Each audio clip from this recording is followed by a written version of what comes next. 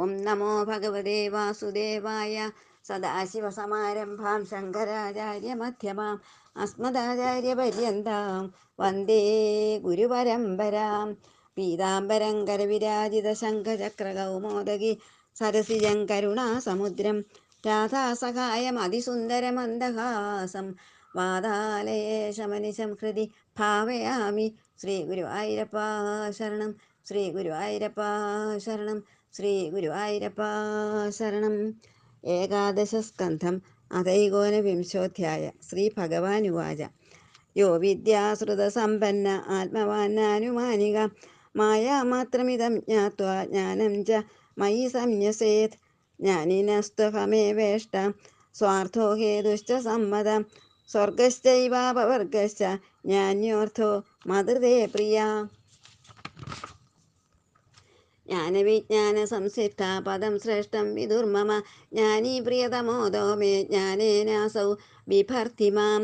തപസ്തീർത്ഥം ജപോദാനം പവിത്രാണി തരാണി ച നാലം കുർവന്തി താം സിദ്ധിം യാജ്ഞാനകലയാ കൃതാം. തസ്മാത് ജ്ഞാനേന സഹിതം ജ്ഞാത്വാ സ്വാത്മാനമുദ്ധവ ജ്ഞാനവിജ്ഞാനസമ്പന്നോ ഭജ മാം ഭക്തിഭാവിത. ജ്ഞാനവിജ്ഞാനയജ്ഞേന മാമിഷ്ടാത്മാനമാത്മനി സർവയജ്ഞവതിം മാം വൈ സംസിദ്ധിം മുനയോർഗമൻ. ത്വയ്യുദ്ധവാശ്രയതി യസ്ത്രിവിധോ വികാരോ മായാന്തരാ പതതി നാദ്യപവർഗയോർയത് ജന്മാദയോസ്യതമീ തവ തസ്യ കിം സ്യോരാദ്യന്തയോർയദസതോസ്തി തദേവ മധ്യേ. ഉദ്ധവ ഉവാച. ജ്ഞാനം വിശുദ്ധം വിപുലം യഥൈതത് വൈരാഗ്യവിജ്ഞാനയുതം പുരാണം ആഖ്യാഹി വിശ്വേശ്വര വിശ്വമൂർത്തെ ത്വത്ഭക്തിയോഗം ച മഹദ്വിമൃഗ്യം.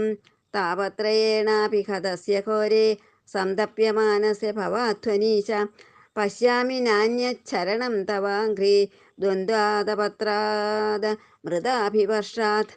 ദഷ്ടം ജനം സമ്പതിതം ബിലേസ്മിൻ കാലാഹിനാ ക്ഷുദ്രസുഹോരുതർഷം സമുദ്ധരൈനം കൃപയാപവർഗൈർവചോഭിരാസിഞ്ച മഹാനുഭാവ. ശ്രീഭഗവാനുവാച. ഇത്തമേതത് പുരാ രാജ ഭീഷ്മം ധർമ്മഭൃതാം വരം അജാതശത്രു പപ്രച്ഛ സർവേഷാം നോനുശൃണ്വതാം. നിവൃത്തേ ഭാരതേ യുദ്ധേ സുഹൃന്നിധനവിഹ്വല ശ്രുത്വാ ധർമാൻ ബഹൂൻ പശ്ചാന്മോക്ഷ ധർമാന പൃച്ഛതാം. താനഹം ദേവി ധാസ്യാമി ദേവവ്രതമുഖാശ്രുതാൻ ജ്ഞാനവൈരാഗ്യവിജ്ഞാന ശ്രദ്ധ ഭക്തിയുപബൃംഹിതാൻ. നവൈകാദശ പഞ്ചത്രീൻ ഭാവാൻ ഭൂതേഷു യേന വൈ ഈക്ഷേദാതൈകപപ്യേഷു തജ്ഞാനം മമ നിശ്ചിതം. ഏതദേവ ഹി വിജ്ഞാനം ന തഥൈകേന യേന യത് സ്ഥിത്യുത്പത്യപ്യയാൻ പശ്യേത് ഭാവാനാം ത്രിഗുണാത്മനാം. ആദാവന്തേ ച മധ്യേ ച സൃജ്യാത് സൃജ്യം യദന്യാത് പുനസ്തത് പ്രതിസംക്രാമേ യച്ഛിഷ്യേത തദേവ സത്. ശ്രുതിപ്രത്യക്ഷമൈത്രിഹ്യ മനുമാനം ചതുഷ്ടയം പ്രമാണേഷ്വനവസ്ഥാനാത് വികൽപ്പാത് സവിരജ്യതേ. കർമ്മണാം പരിണാമിത്വാദാവിരിഞ്ചാതമംഗളം വിവശ്ചിന്നശ്വരം പശ്യേദദൃഷ്ടമവിദൃഷ്ടവത്. ഭക്തിയോഗപുരൈവോക്ത പ്രീയമാണായ തേനഃ പുനശ്ച കഥയിഷ്യാമി മദ്ഭക്തേ കാരണം വരം. ശ്രദ്ധാമൃത കഥായാം മേ ശശ്വന്മദനുകീർത്തനം പരിനിഷ്ഠാ ച പൂജായാം സ്തുതിഭിസ്തവനം മമ. ആദരപരിചര്യായാം സർവാംഗൈരഭിവന്ദനം മദ്ഭക്ത പൂജാഭ്യധിക സർവഭൂതേഷു മന്മഥീം. മദർത്ഥേഷ്വം ഗചേഷ്ടാ ച വജസാ മദ്ഗുണേരണം മയ്യർപ്പണം ച മനസാ സർവകാമവിവർജനം. മദർത്ഥേർത്ഥ പരിത്യാഗോ ഭോഗസ്യ ച സുഖസ്യ ച ഇഷ്ടം ദത്തം ഹുതം ജപ്തം മദർത്ഥം യത് വ്രതം തപ. ഏവം ധർമ്മൈർമനുഷ്യാണാമുദ്ധവാത്മ നിവേദിനാം മയി സഞ്ജായതേ ഭക്തി കോന്യോർത്ഥോ സ്യാവശിഷ്യതേ. യദാത്മന്യർപ്പിതം ചിത്തം ശാന്തം സത്വോപബൃംഹിതം ധർമ്മജ്ഞാനം സവൈരാഗ്യമൈശ്വര്യം ചാഭിപദ്യതേ. യദർപ്പിതം തദ്വികൽപേ ഇന്ദ്രിയൈ പരിധാവതീം രജസ്ഥലം ചാസന്നിഷ്ടം ചിത്തം വിധി വിപര്യം. ധർമ്മോ മത്ഭക്തികൃത് പ്രോക്തോ ജ്ഞാനം ചൈകാത്മ്യദർശനം ഗുണേഷു സംഗോ വൈരാഗ്യമൈശ്വര്യം ചാണിമാതയ ഉദ്ധവ ഉവാച യമക്കതിവിധ പ്രോക്തോ നിയമോ വാരികർശന ക ശമക്കോദമ കൃഷ്ണ കാ തിതിക്ഷാ ധൃതി പ്രഭോ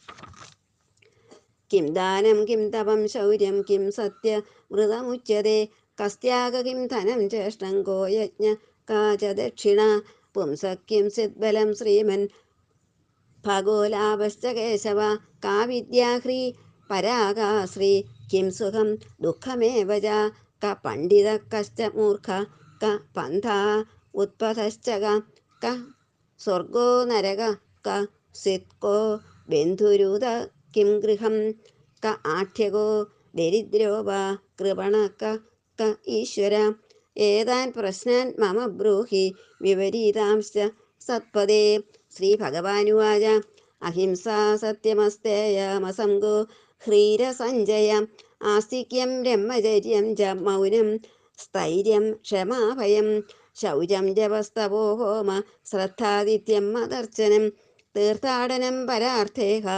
തുഷ്ടിരാചാര്യസേവനം ഏതേയമാ സിനിയമ ഉഭയോർ ദ്വാദശ സ്മൃത പുംസാമുപാസിതാസ്താദ യഥാകാമം ദുഹന്തിഹി ശമോ മന്നിഷ്ടതാ ബുദ്ധിർ ദമ ഇന്ദ്രിയ സംയമ തിതിക്ഷാ ദുഃഖസമ്മർഷോ ജിഹ്വോപസ്ഥ ജയോധൃതി ദണ്ഡന്യാസപരം ദാനം കാമത്യാഗസ്തപസ്മൃതം സ്വഭാവവിജയശൗര്യം സത്യം ച സമദർശനം ഋതം ച സൂനൃതാവാണി കവിഭിः പരികീർത്തിത കർമ്മസ്വസംഗമശൗചം ത്യാഗസന്യാസ ഉച്യത്തെ ധർമ്മയിഷ്ടം ധനനൃണാം യജ്ഞോഹം ഭഗവത്തമ ദക്ഷിണാജ്ഞാനസന്ദേശ പ്രാണായാമ പരംബലം ഭഗോമ ഐശ്വര്യോ ഭാവോ ലാഭോ മത്ഭക്തിരുത്തമ വിദ്യാത്മനി ഭിതാബാധോ ജുഗുപ്സാ ഹ്രീരകർമ്മസു ശ്രീർഗുണാനൈരപേക്ഷ്യാദ്യം സുഖം ദുഃഖസുഖാദ്യയാം ദുഃഖം കാമസുഖാപേക്ഷ പണ്ഡിതോ ബന്ധമോക്ഷവിത് മൂർഖോ ദേഹാദ്യഹം ബുദ്ധി പന്ഥാ മന്യികമസ്മൃത ഉത്പതശ്ചിത്തവിക്ഷേപ സ്വർഗസത്വഗുണോദയാം നരകസ്തമ ഉന്നാഹോ ബന്ധുർ ഗുരുരഹം സഖേ ഗൃഹം ശരീരം മാനുഷ്യം ഗുണാഠ്യോ ഹാട്യ ഉച്യത്തെ ദരിദ്രോ യസ്ത്വസന്തുഷ്ട കൃപണോ യോജിതേന്ദ്രിയ ഗുണേഷു സക്തധീരീശോ ഗുണസംഗോ വിപര്യയ ഏത ഉദ്ധവതേ പ്രശ്ന സർവേ സാധു നിരൂപിത കിം വർണ്ണിതേന ബഹുനാ ലക്ഷണം ഗുണദോഷയോ ഗുണദോഷ ദൃശിർദോഷോ ഗുണസ്തു ഭയവർജിത ഇത് ശ്രീകൃഷ്ണാർപ്പണമസ്തു. ഇത് ശ്രീമദ്ഭാഗവതേ മഹാപുരാണേ പാരമഹംസ്യാം സംഹിതായാം ഏകാദശസ്കന്ധേ ഏകോനവിംശോധ്യായ സർവത്ര ഗോവിന്ദനാമസങ്കീർത്തനം ഗോവിന്ദ ഗോവിന്ദ. നാരായണ അഖില ഗുരോ ഭഗവൻ നമസ്തേ. ഹരി ഓം. ഓം നമോ ഭഗവതേ വാസുദേവായ. ഓം നമോ നാരായണായ. സദാശിവസമാരംഭാം ശങ്കരാചാര്യമധ്യമാം അസ്മദാചാര്യപര്യന്താം വന്ദേ ഗുരുപരമ്പരാം. യോऽन्तഃപ്രവിശ്യ മമ വാചമിമാം പ്രസുപ്താം സഞ്ജീവയത്യഖിലശക്തിധരസ്വധാംനാ അന്यांश्च ഹസ്തചരണശ്രവണത്വഗാദീन् നമോ ഭഗവതേ പുരുഷായ തുഭ്യം. കൃഷ്ണായ വാസുദേവായ ഹരയേ പരമാത്മനേ പ്രണതക്ലേശനാശായ ഗോവിന്ദായ നമോ നമഃ. ഗുരുവായൂരപ്പാ ശരണം. എല്ലാ ആചാര്യ ഗുരുക്കന്മാർക്കും സജ്ജനങ്ങൾക്കും എൻ്റെ വിനീതമായ പാദ നമസ്കാരം. ഇന്ന് നമുക്ക് അനുസ്മരിക്കാനുള്ളത് ഏകാദശ സ്കന്ധം 19-ാം അധ്യായമാണ്. നമ്മൾ ഉദ്ധവോപദേശമാണല്ലോ കേട്ടുകൊണ്ടിരിക്കുന്നത്. കഴിഞ്ഞ 2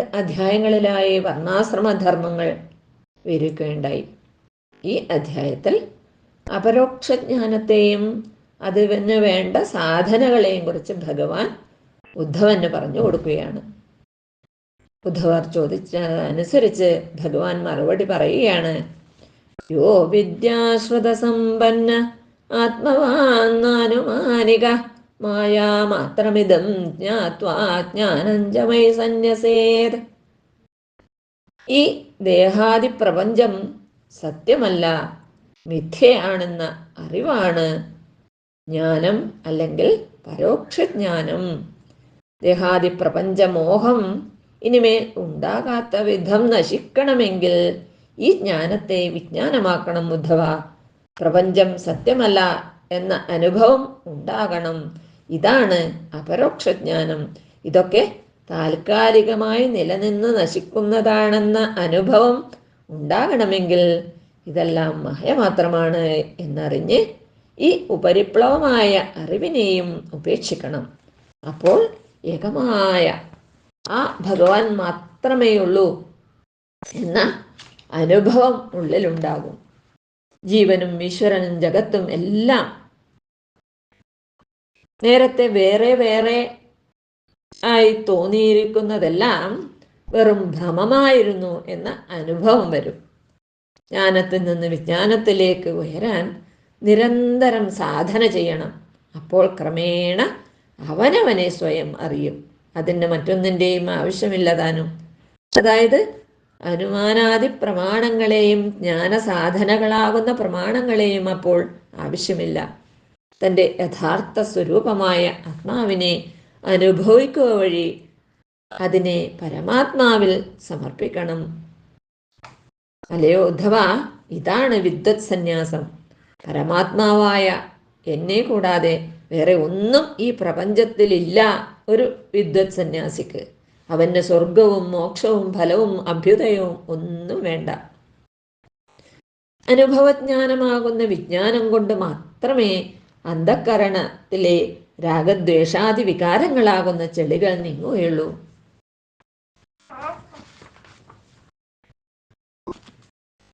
തപസ്തീർത്ഥം ജപോദാനം പവിത്രാണീതരാണി ച നാലം കുർവന്തി താം സിദ്ധിം യാ ജ്ഞാനകലയാ കൃത.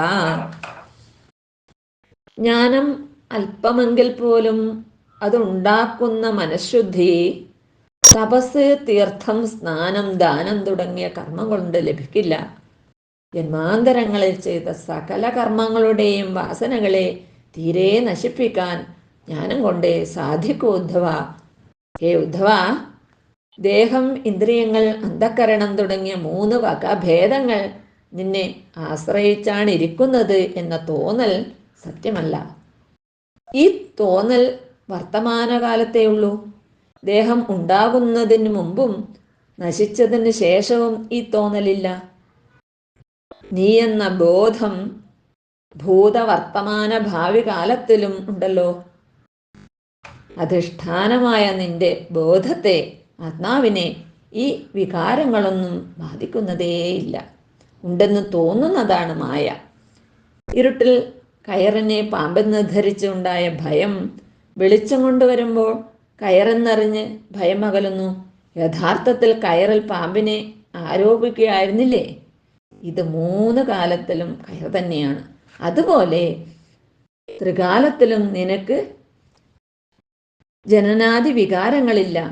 ആത്മസ്വരൂപത്തെ അറിയാത്തതുകൊണ്ട് പാമ്പാണെന്ന പോലെ ജനന മരണത്തെ ആരോപിക്കുന്നു. ജ്ഞാനമാകുന്ന പ്രകാശമുണ്ടായാൽ ഈ തെറ്റിദ്ധാരണ നീങ്ങും. ഉദ്ധവൻ വീണ്ടും ചോദിച്ചു, ആത്മജ്ഞാനത്തെ ഒന്നുകൂടി വ്യക്തമാക്കി തരണേ ഭഗവാനെ.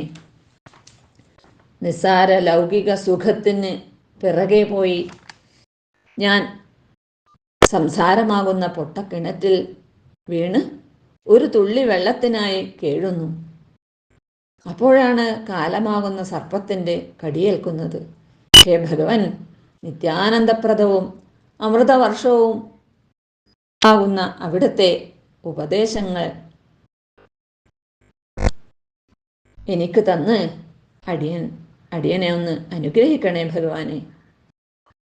ഭഗവാൻ പറഞ്ഞു, ഭാരത യുദ്ധാവസാനത്തിൽ യുധിഷ്ഠിരന് ഭീഷ്മർ നൽകിയ ഉപദേശങ്ങൾ ഞാൻ പറഞ്ഞു തരാം.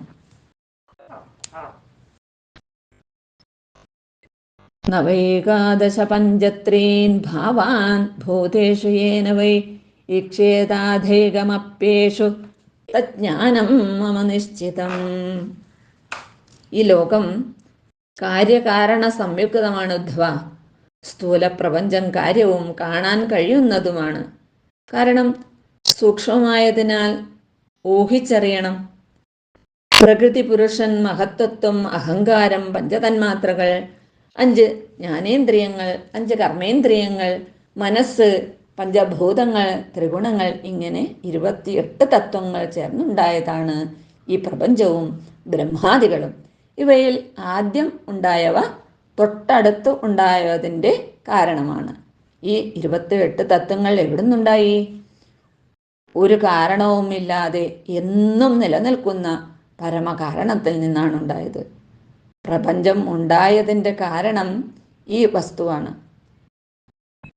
ഇങ്ങനെ എല്ലാത്തിനും കാരണമായും സ്വയം നിഷ്കാരണമായും അല്ലെങ്കിൽ നിഷ്കാരണമായും ഇരിക്കുന്ന എന്തോ അതുതന്നെ പരമകാരണമായ പരമാത്മാവ്. ഈ പ്രപഞ്ച സൃഷ്ടികൾ മുഴുവനും ഇതുപോലെ കാര്യകാരണ സ്വരൂപമായി വിളങ്ങുന്നു. ഈ പരമാത്മാവിൽ ലോകം ഇരിക്കുന്നു, അല്ലെങ്കിൽ ലോകത്തിൽ ഏകനായ പരമാത്മാവ് ഇരിക്കുന്നു. ഈ അറിവാണ് ജ്ഞാനം. നാമരൂപാത്മകമായി പലതായി കാണപ്പെടുന്ന പ്രപഞ്ച ദൃശ്യങ്ങളിൽ സർവത്ര നിറഞ്ഞു വിളങ്ങി നിൽക്കുന്ന ഏകമായ പരമാത്മാവും ചൈതന്യസ്വരൂപമായി പ്രപഞ്ചകാരണമായി വിളങ്ങുന്ന പരബ്രഹ്മത്തിൽ അധിഷ്ഠിതമായിരിക്കുന്ന നാനാരൂപമായിരിക്കുന്ന പ്രപഞ്ചവും ഒന്നു തന്നെ എന്ന് കാണുന്ന ദർശനമാണ് ജ്ഞാനം. ഈ പ്രപഞ്ചത്തെ ഒന്ന് മാത്രമായി അറിഞ്ഞ് അനുഭവിച്ച് സാക്ഷാത്കരിക്കുന്നത് വിജ്ഞാനം, അല്ലെങ്കിൽ അപരോക്ഷജ്ഞാനം. അപരോക്ഷജ്ഞാനം നേടിയാൽ അവൻ ജീവൻ മുക്തൻ. അവന് ഈ ശരീരം വെറും കത്തിക്കരിഞ്ഞ തുണിയുടെ ഭസ്മം മാത്രം. പ്രപഞ്ചമായി കാണുന്നത് സത്വാദി ഗുണങ്ങളുടെ വികാസമാണെങ്കിൽ നാശം ഗുണങ്ങളുടെ സങ്കോചമാണ്. ചുരുക്കി പറഞ്ഞാൽ 28 തത്വങ്ങൾക്ക് ഉൽപ്പത്തിരഹിതമായ പരമാത്മാവിൽ സൃഷ്ടിസ്ഥിതി നാശം സംഭവിക്കുന്നതായി അനുഭവിക്കുന്നവൻ അപരോക്ഷജ്ഞാനിയാണ്. പിന്നെ പറയുന്നു, ശ്രുതി പ്രത്യക്ഷമൈതിഹ്യമനുമാനം ചതുഷ്ടയം പ്രമാണേഷനവസ്ഥാനാത് വികൽപ്പാസവിരജ്യതേ. ദേഹാഭിമാനം നശിക്കുമ്പോൾ ലൗകിക വിഷയങ്ങളിലുള്ള താല്പര്യം കുറഞ്ഞ് വൈരാഗ്യമുണ്ടാകുന്നു. ഇതിനെ ഉറപ്പിക്കാനുള്ള 4 ഉപാധികളെ ഇവിടെ പറയുന്നു. ശ്രുതി, പ്രത്യക്ഷം, ഐതിഹ്യം, അനുമാനം എന്നീ 4 പ്രമാണങ്ങളാണ് ഉപാധികൾ. ചട്ടി, കുടം, കലം എന്നീ നാമരൂപങ്ങളിൽ ത്രികാലത്തും മണ്ണ് മാത്രം സത്യം. മാല, കമ്മൽ, വള എന്നീ ആഭരണങ്ങളിൽ സ്വർണം സത്യം. ഇവിടെ നാമരൂപങ്ങൾ മാറിക്കൊണ്ടിരിക്കുന്നതിനാൽ അവയൊക്കെ മിഥ്യ. ഇതിൽ മണ്ണും സ്വർണവും രൂപങ്ങളുടെ സൃഷ്ടിസ്ഥിതി സംഹാരകാലത്തും അതിനു മുമ്പും പിമ്പും ഉണ്ട്. അതിനാൽ അത് മാത്രം സത്യം. ഇങ്ങനെ അനുമാനിക്കുന്നത് പ്രത്യക്ഷ പ്രമാണം. ഈ പ്രത്യക്ഷാനുഭവത്തെ മഹാജനങ്ങൾ പറഞ്ഞ് പ്രചരിപ്പിക്കുകവഴി അത് ഐതിഹ്യമായി. ഐതിഹ്യ പ്രമാണത്തിലൂടെയും പ്രപഞ്ചത്തെ അറിയാം. ആഭരണത്തിൽ സ്വർണം അധിഷ്ഠാനം, അത് സത്യം. ഇടക്കുണ്ടായ ആഭരണങ്ങൾ സ്വർണത്തിൽ ആരോപിക്കപ്പെട്ടതാണ്, അത് മിഥ്യ. അധിഷ്ഠാനമായ സ്വർണമേ അവിടെ ഉള്ളൂ എന്നറിയുമ്പോൾ ഇടക്കുണ്ടായത് തോന്നൽ മാത്രം, അതിനാൽ അത് മിഥ്യ. ഇതുപോലെയാണ് പ്രപഞ്ചത്തെ അറിയേണ്ടത്. ഇങ്ങനെ ഊഹിച്ചറിയുന്നത് അനുമാനം എന്ന ഉപാധി. പുകയുണ്ടെങ്കിൽ അഗ്നി ഉണ്ടാകണം, അഗ്നി ഉണ്ടെങ്കിലേ പുകയുള്ളൂ, ഇങ്ങനെ അറിയുന്നതും അനുമാനമാണ്. വേദാദി ശ്രുതികളാണ് സൃഷ്ടിചിന്തയുടെ അടിസ്ഥാനം. ശ്രുതിവാക്യങ്ങൾ പറയുന്നു, ഏകം സത്യം ജഗത് മിഥ്യ, അല്ലെങ്കിൽ തത്വമസി. ഇങ്ങനെയുള്ള മഹത് വാക്യങ്ങളാണ് ശ്രുതി. ഈ 4 പ്രമാണങ്ങൾ കൊണ്ട് കാര്യമായ പ്രപഞ്ചത്തിൻ്റെ കാരണമായ ചൈതന്യത്തെ സത്യമായി അറിയുവാൻ കഴിയും. അസത്യമായ നശ്വരമായ ദേഹാദി പ്രപഞ്ച വസ്തുക്കൾ ശാശ്വത സുഖം തരില്ലെന്നറിഞ്ഞ് അതിൽ വൈരാഗ്യമുണ്ടാക്കണം. വൈദിക കർമ്മങ്ങൾ അനുഷ്ഠിച്ച് നശിക്കുന്ന സ്വർഗാദി സുഖങ്ങൾ സമ്പാദിക്കാൻ ശ്രമിക്കുന്നത് ആ സുഖത്തോട് ആസക്തി കൊണ്ടാണ്. കൂടാതെ ഈ ലോകസുഖം ത്യജിക്കുന്നത് വൈരാഗ്യമല്ല, അതിനേക്കാൾ വലിയ നശ്വര സുഖം നേടാനാണ്. ഇഹപരലോക സുഖങ്ങളെയൊക്കെ ഉപേക്ഷിക്കുന്നത് വൈരാഗ്യ ലക്ഷണമാണ്. ഇവിടെ മനസ്സിലാക്കാനുള്ളത്, പ്രവൃത്തി കർമ്മങ്ങൾ കൊണ്ട് ലഭിക്കുന്നതെല്ലാം നാശസ്വഭാവമുള്ളതാണ്. നിവൃത്തി മാർഗങ്ങൾ കൊണ്ട് ലഭിക്കുന്നത് ശാശ്വതമായ ആനന്ദമാണ്. അതിനാൽ നിത്യാനിത്യ വസ്തുക്കളെ തിരിച്ചറിഞ്ഞ് അനിത്യവസ്തുക്കളിലേക്കുള്ള രാഗ പ്രവൃത്തി നശിപ്പിക്കണം. നിത്യവസ്തുക്കളിലേക്ക് രാഗം വളർത്തണം. ഇങ്ങനെ നേടുന്ന വൈരാഗ്യം ജ്ഞാനത്തിലേക്കുള്ള ചവിട്ടുപടിയാണ്. അപ്പോൾ എങ്ങനെ തുടങ്ങണം? ഇന്ദ്രിയങ്ങളെയും മനസ്സിനെയും ലൗകിക വിഷയസുഖങ്ങളാകുന്ന രാഗദ്വേഷാദികളുടെ തടവറയിൽ നിന്ന് മോചിപ്പിക്കണം. വൈരാഗ്യം വളർത്തി അപരോക്ഷ ജ്ഞാനത്തിലൂടെ ആത്മാനന്ദമാകുന്ന അനന്ത സാമ്രാജ്യം കൈവരിക്കാൻ നിവൃത്തി മാർഗത്തിലൂടെ മുന്നേറണം. ഭഗവാൻ വീണ്ടും പറഞ്ഞു, രാഗദ്വേഷങ്ങളെ ജയിച്ചുള്ള ജ്ഞാനമാർഗം എളുപ്പമല്ല. അതിനുള്ള എളുപ്പ വഴി ഭക്തി മാർഗമാണ്. അത് ഞാൻ പറഞ്ഞു തരാം ഉദ്ധവ. ശ്രദ്ധാവൃത കഥായാമേ ശശ്വന്മദനുകീർത്തനം പരിനിഷ്ഠാച പൂജായാം സ്തുതിഭിസ്തവനം മമ. അമൃതം പോലെ ശക്തിയുള്ള എൻ്റെ കഥാശ്രവണത്തിലൂടെ ശ്രദ്ധയിലൂടെ മരണഭീതിയെ നശിപ്പിക്കണം. ഭഗവത് പൂജ സ്തുതി ഒക്കെ ഭക്തി സംവർദ്ധകങ്ങളാണ്. അതുവഴി ഈശ്വരനോടുള്ള പരമപ്രേമം വർദ്ധിച്ച് ഈശ്വരനെ കാണാതെ ഒരു നിമിഷം പോലും വെറുതെ കളയാൻ പറ്റാത്ത അവസ്ഥ സാധകന് വന്നു ചേരും. അവൻ്റെ ഹൃദയം ഭഗവാന് വേണ്ടി തുടിക്കും. അയാൾ എവിടെയും ഈശ്വരനെ ദർശിക്കും. ഇങ്ങനെ രാഗാദി മാലിന്യങ്ങൾ നീങ്ങി അന്ധക്കരണ ശുദ്ധി വരും. ഹൃദയം നിർമ്മലമാകും. ജീവജാലങ്ങളോടും കരുണയും മൈത്രിയും ഉണ്ടാകും. ക്രമേണ അവൻ്റെ മനസ്സ് സർവാത്മാവായിരിക്കുന്ന ഈശ്വരനിലേക്ക് പ്രവേശിക്കും. വൈരാഗ്യം വളർത്താൻ ഏത് നിലയിലുള്ള അധികാരിക്കും എളുപ്പം പറ്റുന്ന മാർഗമാണ് ഈ പരമഭക്തി. എന്നെ പൂജിക്കുക, പ്രണമിക്കുക, ഭക്തന്മാരെ പൂജിക്കുക, ക്ഷേത്രങ്ങൾ വൃത്തിയാക്കുക, എല്ലാ ഭൂതങ്ങളിലും എന്നെ കാണുക, ഇതൊക്കെ ഭക്തിവർദ്ധകങ്ങളാണ്. എനിക്കും സാധുക്കൾക്കും വേണ്ടി ധനം, ഭോഗം, പുത്രകളത്ര സുഖം ഒക്കെ ത്യജിക്കുന്നത് ഭക്തി ലക്ഷണമാണ്. വൈദിക യജ്ഞങ്ങൾ, ദാനങ്ങൾ, ഹോമങ്ങൾ, ജപം, തപസ്, വ്രതം തുടങ്ങിയവ എനിക്ക് വേണ്ടി ചെയ്യുന്നുവെങ്കിൽ അതൊക്കെ എന്നിലേക്ക് എത്താനുള്ള ഭക്തി സാധനകളാണ്. ഇങ്ങനെ പലവിധ സാധനകൾ കൊണ്ട് ആത്മസമർപ്പണമെത്തിയ ഭക്തന്മാർക്ക് എന്നിൽ പരമപ്രേമ ലക്ഷണമായ ഭക്തി ഉണ്ടാകും. യഥാത്മന്യർപ്പിതം ചിത്തം ശാന്തം സത്വോപബൃംഹിതം ധർമ്മം ജ്ഞാനം സവൈരാഗ്യം ഐശ്വര്യം ചാഭിപദ്യതേ. സത്വഗുണം കൊണ്ട് ശാന്തചിത്തനായ ഭക്തൻ എപ്പോൾ ആത്മസ്വരൂപനായ എന്നിൽ തന്നെ സ്വയം അർപ്പിതമാകുന്നു, അപ്പോൾ ജ്ഞാനം, വൈരാഗ്യം, ഐശ്വര്യം മുതലായവയെ അനായാസേന പ്രാപിക്കുന്നു. ശരീരം, വാക്ക്, മനസ്സുകൾ കൊണ്ട് യോഗോപകാരത്തിന് പ്രവർത്തിക്കുകയാണ് ഉത്തമ ഭക്തന്റെ ലക്ഷണം. സാധുക്കളുടെ വിശപ്പ്, ദാഹം, മറ്റു ദുഃഖങ്ങളൊക്കെ ശമിപ്പിക്കാൻ പ്രവർത്തിക്കുന്നത് അഗ്നിഹോത്രമാണ്. അങ്ങനെയുള്ളവൻ പരമപ്രേമരൂപമായ ഭക്തിക്ക് അർഹനായിത്തീരുന്നു. അവന് മറ്റൊന്നിൻ്റെയും ആവശ്യമില്ല. അവൻ്റെ പ്രേമഭാജനം ഈശ്വരൻ മാത്രമാണ്. ഇത്രയൊക്കെ കേട്ടപ്പോൾ ഉദ്ധവൻ വീണ്ടും ചോദിക്കുന്നു, അല്ലയോ കൃഷ്ണ, യമം, നിയമം, ശമം, ദമം, തിതിക്ഷ, ധൃതി ഇവയുടെ സ്വരൂപത്തെക്കുറിച്ച് പറഞ്ഞു തരണേ. ദാനം, തപസ്, ശൗചം, സത്യം, വ്രതം, ത്യാഗം, ശ്രേഷ്ഠമായ ധനം, യജ്ഞം, ദക്ഷിണ ഇതിനെക്കുറിച്ചും ഉപദേശിക്കണം. ഹേ ഭഗവാൻ, പുരുഷന് എന്താണ് ലാഭം? വിദ്യാപരമായ ലജ്ജ, ശ്രീ, സുഖം, ദുഃഖം തുടങ്ങിയവയുടെ സ്വരൂപം എന്താണ്? പണ്ഡിതൻ, മൂഢൻ, സന്മാർഗം, ദുർമാർഗം, സ്വർഗം, നരകം, ബന്ധുവീട് ഇവയുടെ സ്വരൂപം എങ്ങനെയാണ്? ആഢ്യനാര്, ദരിദ്രനാര്, കൃപണനാര്, ഈശ്വരനാര്? ഇതിൻ്റെയൊക്കെ ഉത്തരങ്ങളും വിപരീതങ്ങളായ ഭാവങ്ങളും പറഞ്ഞു തരണേ ഭഗവാനെ.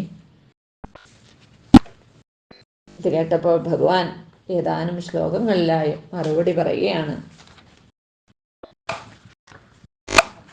അഹിംസാ സത്യമസ്തേയമസംഗോ ക്ഷീരസഞ്ജയ ആസ്തിക്യം ബ്രഹ്മചര്യം ച മൗനം സ്ഥൈര്യം ക്ഷമാഭയം ശൗചം ജപസ്തപോ ഹോമ ശ്രദ്ധാദിത്യം മദർച്ചനം തീർത്ഥാടനം പരാർത്ഥേക തുഷ്ടിരാചാര്യസേവനം ഏതേയമാ സനിയമാ ഉഭയോർദ്വാദശ സ്മൃതാ പുംസാമുപാസിതാസ്ഥാത യഥാ കാമം ദുഹന്തി ശമോ മന്നിഷ്ഠതോ ബുദ്ധിർ ദമ ഇന്ദ്രിയ സംയമ തിതിക്ഷ ദുഃഖസമ്മർഷോ ജിഹോപസ്തജയോ ധൃതി.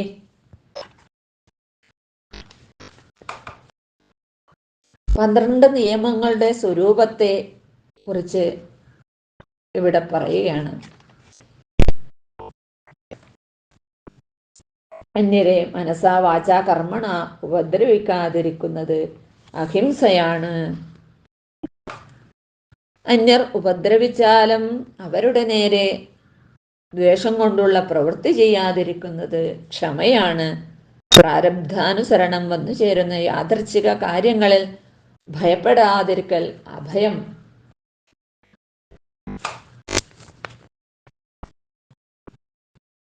ശൗചം രണ്ട് വിധമുണ്ട്.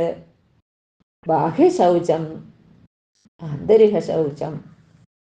അതുപോലെ ഗായത്രി തുടങ്ങിയ മന്ത്രങ്ങൾ ജപിക്കൽ, ഇതിൽ തന്നെ മാനസികം, ഉപാംശു, വാചികം തുടങ്ങിയ 3 തരം ജപമുണ്ട്. ഗുരുവാക്യത്തിലും ശാസ്ത്രത്തിലും സജ്ജനങ്ങളുടെ വാക്കുകളിലുമുള്ള ആദരവാണ് ശ്രദ്ധ. ഈശ്വര ആരാധനാദി കാര്യങ്ങൾക്ക് വേണ്ടി ശരീരം ക്ലേശം സഹിക്കുക എന്ന വൃത്തിരൂപമാണ് തപസ്. ഗൃഹത്തിൽ വന്നു ചേരുന്ന അതിഥികളെ ആദരവോടെ സത്കരിക്കലാണ് ആതിഥ്യം. നിത്യേന ചെയ്യുന്ന അഗ്നിഹോത്രാദി കർമ്മങ്ങളാണ് ഹോമം. ഈശ്വരനായ എന്നെ ഹൃദയത്തിൽ സങ്കല്പിച്ചിട്ടും ബിംബാദികളിലും ചെയ്യുന്ന പൂജ അർച്ചനമാണ്. മഹാത്മാക്കളുടെ പാദസ്പർശം കൊണ്ട് പവിത്രമായ സ്ഥലങ്ങൾ, പുണ്യ നദികളാകുന്ന തീർത്ഥങ്ങളിൽ സ്നാനം, പുണ്യക്ഷേത്ര സന്ദർശനം തുടങ്ങിയവ കൊണ്ട് അന്ധകരണ ശുദ്ധി വരുത്താൻ ആഗ്രഹിച്ചുള്ള യാത്രകളാണ് തീർത്ഥാടനം. അതുപോലെ യാദൃച്ഛികമായി കിട്ടുന്നത് കൊണ്ടുള്ള സന്തോഷമാണ് തുഷ്ടി. ധർമ്മശാസ്ത്ര തത്വങ്ങളും മഹദ്വാക്യങ്ങളും വിവരിച്ച് ജീവിത സംസ്കാരം വളർത്തി അജ്ഞാനത്തെ നീക്കുന്ന ഗുരുവിനെ ഭക്തിയോടെ സേവിക്കുക, ഇതാണ് ആചാര്യസേവനം. ഇത്തരത്തിലുള്ള 12 യമനിയമങ്ങൾ അനുഷ്ഠിച്ച് ആചാരമായി മാറ്റിക്കഴിയുമ്പോൾ ധർമ്മനിഷ്ഠ പൂർത്തിയാകും. അത് മനോമാലിന്യങ്ങളെ നീക്കി അന്ധകരണം ശുദ്ധമാക്കും. ഔഷധങ്ങൾ സേവിക്കാതെ പേരുകൾ പഠിച്ചതുകൊണ്ട് അസുഖം മാറില്ലല്ലോ. അതുപോലെ ഈ യമനിയമങ്ങൾ മനഃപ്പാഠമാക്കിയത് കൊണ്ടൊന്നും പ്രയോജനമില്ല. അവയെ ശ്രദ്ധാപൂർവം അനുഷ്ഠിക്കണം. നിത്യ ആചരണത്തിലൂടെ ഇവയെ സഹജവാസനയാക്കി മാറ്റിയാൽ ഓരോ സമയത്ത് ആഗ്രഹിക്കുന്ന കാര്യങ്ങൾ പറന്നു കൊടുക്കുന്ന കാമധേനുകളെ പോലെ ഫലപ്രദമായി തീരും എന്നുകൂടി ഭഗവാൻ ഇവിടെ പറയുകയാണ്. മോക്ഷം ആഗ്രഹിക്കുന്ന സാധകൻ സ്വീകരിക്കേണ്ടതും ഉപേക്ഷിക്കേണ്ടതുമായ കാര്യങ്ങളെക്കുറിച്ചും ഇവിടെ പറയുന്നു.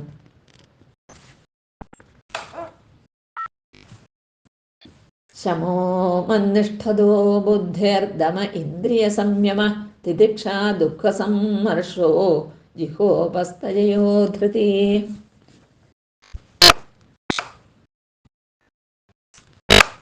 ബുദ്ധിവൃത്തി എല്ലായ്പ്പോഴും ഈശ്വരതത്വം അറിയേണ്ട വിഷയങ്ങളിൽ മാത്രം വ്യാപരിക്കുന്നത് ശമം.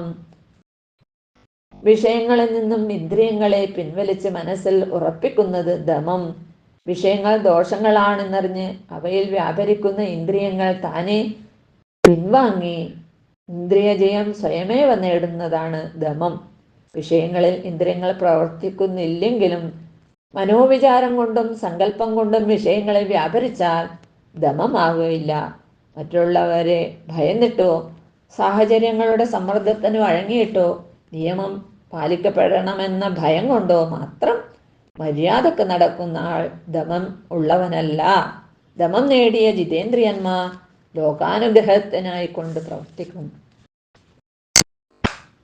തിദിക്ഷ പ്രാരബ്ധവശാൽ വരുന്ന ദുഃഖങ്ങളെ ക്ഷമാപൂർവം അനുഭവിക്കുന്നതാണ് തിദിക്ഷ. അല്ലാതെ ഭയം കൊണ്ടും സാഹചര്യ സമ്മർദ്ദം കൊണ്ടും അവലാദികളോടുകൂടിയും സഹിക്കുന്നത് തിദിക്ഷയല്ല. പൂർണ്ണ മനസ്സോടെയുള്ള സഹനമാണ് തിദിക്ഷ. ലോക നന്മയ്ക്ക് വേണ്ടി സ്വയം ദുഃഖം സഹിച്ച് പ്രവർത്തിക്കുന്നതും തിദിക്ഷയാണ്. അല്ലാതെ സ്വാർത്ഥ ലാഭത്തിനും ധനത്തിനും പ്രശസ്തിക്കും വേണ്ടി ദുഃഖവും കഷ്ടപ്പാടുകളും സഹിക്കുന്നത് തിദിക്ഷയല്ല. രുചികരമായ ഭക്ഷണ പദാർത്ഥങ്ങളിൽ നിന്നും ജിഹ്വയെയും സുന്ദരികളായ സ്ത്രീകളിൽ നിന്നും ഉപസ്ഥത്തെയും നിർവികാരമായി അടക്കാനുള്ള മനസ്സിൻ്റെ കഴിവാണ് ധൃതി. ഇത്തരം വിഷയങ്ങളിൽ വികാരം, ആഗ്രഹം പോലും ജനിക്കാതിരിക്കണം.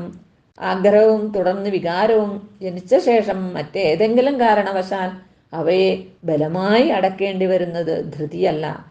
ഇങ്ങനെയുള്ള സാധനകളെല്ലാം ഇന്ദ്രിയജയം നേടി മനഃശക്തി വളർത്താനാണെന്ന ഭാവത്തോടുകൂടി വേണം നമ്മൾ അനുഷ്ഠിക്കാൻ.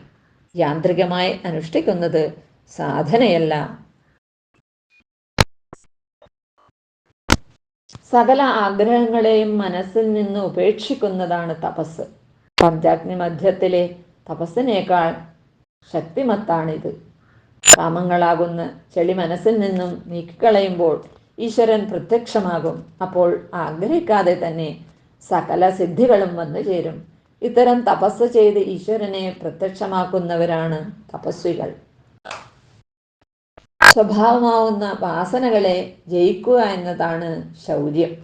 തനിക്കിഷ്ടമില്ലാത്തത് നടക്കുമ്പോൾ മറ്റുള്ളവരോട് കയർക്കുന്നതോ ആക്രമിക്കുന്നതോ അല്ല ശൗര്യം, അത് ഭീരുത്വമാണ്. മനുഷ്യൻ്റെ മനസ്സിൽ രാപ്പകൽ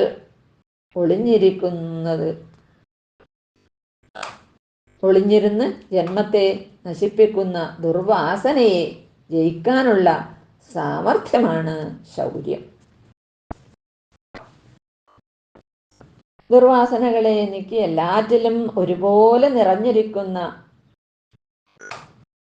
ബ്രഹ്മസത്തയെ കാണുന്നതാണ് സമദർശനം.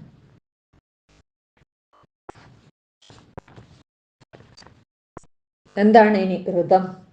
പ്രിയവും യഥാർത്ഥവുമായ വാക്കാണ് സത്യം അല്ലെങ്കിൽ ഋതം.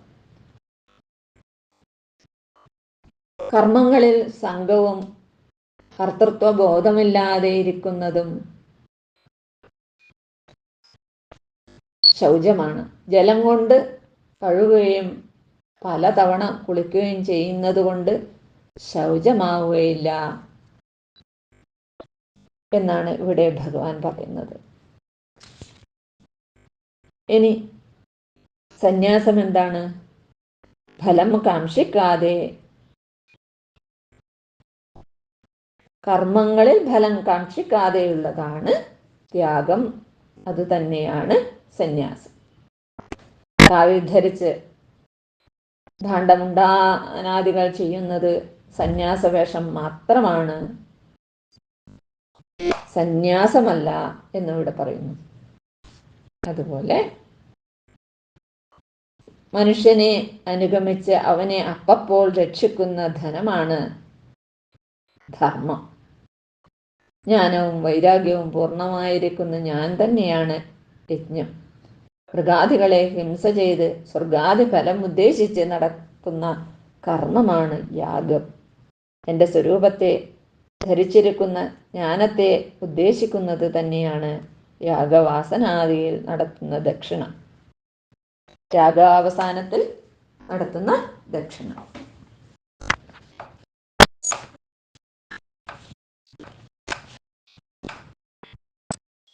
ഇനി എന്താണ് പറയുന്നത്?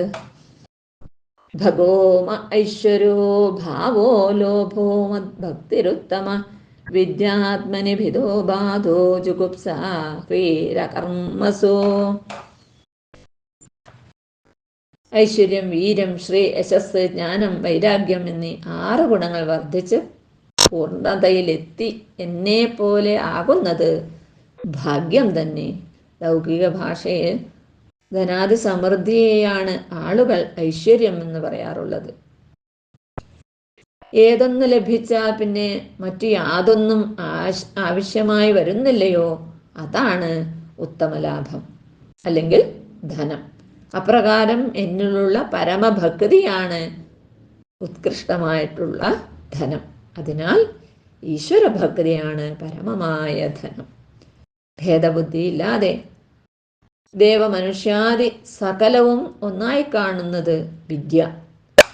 ശാസ്ത്രകാര്യങ്ങൾ വ്യവഹരിക്കാൻ പഠിക്കുന്നതല്ല വിദ്യ.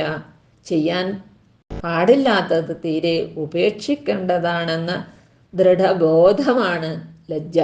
ചെയ്തതിന് ശേഷമുള്ള സങ്കോചമല്ല ലജ്ജ. ഒന്നിനെയും ആഗ്രഹിക്കാതിരിക്കുക, കിട്ടിയത് കൊണ്ട് സന്തോഷിക്കുക എന്നീ ഗുണങ്ങളാണ് അലങ്കാരം. അല്ലാതെ കിരീടം, ആഭരണം പോലുള്ള ഭൂഷണങ്ങളല്ല. ഇവ ഭാരം വർദ്ധിപ്പിക്കുന്നേയുള്ളൂ. നിരപേക്ഷനായിരിക്കുന്ന യോഗിയുടെ ദേഹത്ത് മുഴുവൻ ജ്വലിക്കുന്ന തേജസ് കാണാം. അതാണ് അലങ്കാരം. വിവേകാനന്ദ സ്വാമികളെ പോലെയുള്ള എത്രയെത്ര സന്യാസിമാരാണ് ഉദാഹരണമായിട്ടുള്ളത്.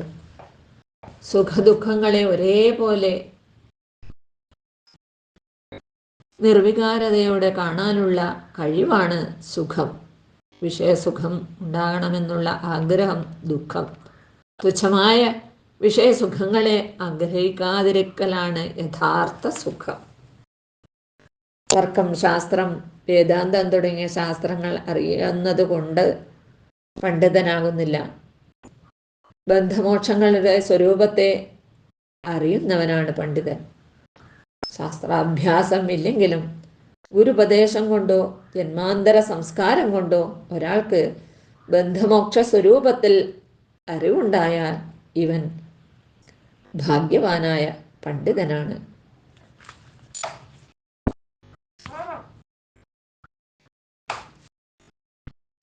മൂർഖോ ദേഹാദ്യഹം ബുദ്ധി പന്ഥാമന്യഗമസ്മൃത ഉത്പതശ്ചിത്തവിക്ഷേപ സ്വർഗസത്വഗുണോദയ. സ്വദേഹത്തിൽ ഞാനെന്നും ഭാര്യപുത്രാദികളിൽ എൻ്റേതെന്നുമുള്ള ബുദ്ധിയുള്ളവൻ മൂർഖൻ. നരീസിംഹം തുടങ്ങിയ ദുഷ്ടമൃഗങ്ങളെ കൂടി ഇത്രയധികം ഭയപ്പെടാനില്ല. വിശപ്പടക്കാൻ വേണ്ടി മാത്രമേ അവ മനുഷ്യനെ ആക്രമിക്കുകയുള്ളൂ. ദേഹാഭിമാനമുള്ള മൂർഖൻ കാരണമില്ലാതെ അന്യരെ ആക്രമിക്കും. രാജകീയ വീഥികളല്ല നല്ല മാർഗം. എന്നെ അറിയാനുള്ള സന്മാർഗമാണ് നല്ല വഴി. മനസ്സിനെ ഭ്രമിപ്പിക്കുന്ന പ്രവൃത്തി മാർഗം തന്നെയാണ് ചീത്ത വഴി. അതിലൂടെയുള്ള യാത്ര ദുർഘടവും മനസ്സിനെ തളർത്തുന്നതുമാണ്. അതുകൊണ്ട് വിശ്രാന്തി ലഭിക്കുകയില്ല. ഇനി എന്താണ് സ്വർഗം? സത്വഗുണം വർദ്ധിച്ചു വരുന്നത് തന്നെയാണ് സ്വർഗലോകം. ഇന്ദ്രാദി ലോകമല്ല. ഇന്ദ്രാദി ലോകത്ത് ലഭിക്കുന്ന സുഖത്തിന് നാശമുണ്ട്. അപ്പോൾ വീണ്ടും ദുഃഖമുണ്ടാകും. സത്വഗുണവൃദ്ധിയിൽ ഒരിക്കലും നശിക്കാത്ത ആത്മാനന്ദം സദാ അനുഭവിക്കാൻ കഴിയും. തമോ ഗുണ ആധിക്യമാണ് നരകം. ആത്മജ്ഞാനം ഉപദേശിക്കുന്ന ഞാൻ തന്നെ ബന്ധു. ഈശ്വര പൂജയ്ക്കും ജന്മാദി ദുഃഖങ്ങളുടെ നാശത്തിനും ഉപകരിക്കുന്ന ജ്ഞാനകർമ്മേന്ദ്രിയങ്ങളും അന്ധകരണങ്ങളും അടങ്ങിയ ദേഹമാണ് വീട്. വിവേകവും ധൈര്യവും മറ്റു വിശിഷ്ട ഗുണങ്ങളുമുള്ളവനാണ് ആഢ്യൻ എന്ന് പറയുന്നത്. ധനാദി സമ്പത്തുകളുള്ളവനല്ല ആഢ്യൻ എന്നിവിടെ ഭഗവാൻ പറയുന്നു. തുടർന്ന് ദരിദ്രോ സന്തുഷ്ടകൃപണോ യോജിതേന്ദ്രിയ ഗുണേഷസക്തധീരീശോ ഗുണസംഗോ വിപര്യയ.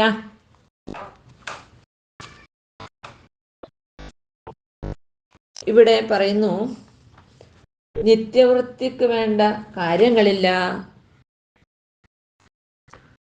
സന്തോഷമില്ല, സ്വതേ ഇവരെയാണ് ദരിദ്ര എന്ന് പറയുന്നത്. എന്നാൽ ഭഗവാൻ പറയുന്നു, എല്ലാം ഉണ്ടായിട്ടും അവ കൊണ്ടൊന്നും തൃപ്തിയില്ലാത്തവനും സന്തോഷമില്ലാത്തവനുമാണ് ദരിദ്രൻ. ധനമില്ലാത്തവനല്ല ദരിദ്രൻ. ദാരിദ്ര്യാവസ്ഥയിലും ഉള്ളതിൽ സന്തോഷിക്കുന്നവൻ ദരിദ്രനല്ല. സമ്പത്തില്ലെങ്കിലും ആത്മസംതൃപ്തിയും ആത്മജ്ഞാനമുള്ളവൻ ധനികനും. സമ്പത്തില്ലെങ്കിലും ആത്മസംതൃപ്തിയും ആത്മജ്ഞാനവും ഉള്ളവൻ ധനികനും ധന്യനുമാണ്. ഇന്ദ്രിയങ്ങളെ ജയിക്കാത്തവന് എന്നും എന്നും ദുഃഖമേയുള്ളൂ. അവനാണ് കൃപണൻ. ഇനി ആരാണ് സ്വതന്ത്രൻ? ദേഹേന്ദ്രിയാദികളിലും ധനപുത്രാദികളിലും ഞാനെന്നും എൻ്റേതെന്നും ഉള്ള ബുദ്ധിയില്ലാത്തതിനാൽ അതിനോട് ചേർച്ചയില്ലാതിരിക്കുന്നവനാണ് സ്വതന്ത്രൻ. അവന് ചെയ്യാൻ സാധിക്കുന്ന കാര്യങ്ങൾക്കും അവൻ്റെ ശക്തിക്കും വൈഭവത്തിനും അതിർത്തിയില്ല. അതിനാൽ അവൻ ഈശ്വരതുല്യനാണ്. സ്വാതന്ത്ര്യമാണ് ഈശ്വര ലക്ഷണം. ഒരു ചക്രവർത്തിക്ക് പോലും സ്വാതന്ത്ര്യമില്ലല്ലോ. ദേഹാദി രാജ്യകാര്യങ്ങളിൽ ആസക്തിയുള്ളവനാണ് ചക്രവർത്തി. മറ്റുള്ളവർക്ക് തോന്നും ചക്രവർത്തി പൂർണ്ണ സ്വതന്ത്രനാണെന്ന്. ഗുണകാര്യങ്ങളിൽ ആസക്തി ഉണ്ടാകുന്നത് തന്നെയാണ് അസ്വാതന്ത്ര്യത്തിൻ്റെ പൂർണ്ണാവസ്ഥ. ഭഗവാന്റെ മേൽ പറഞ്ഞ വാക്കുകളുടെ അർത്ഥം സാധാരണയായി ലോകത്ത് ധരിച്ചു വച്ചിരിക്കുന്നതിൽ നിന്നും വ്യത്യസ്തമായതാണ്.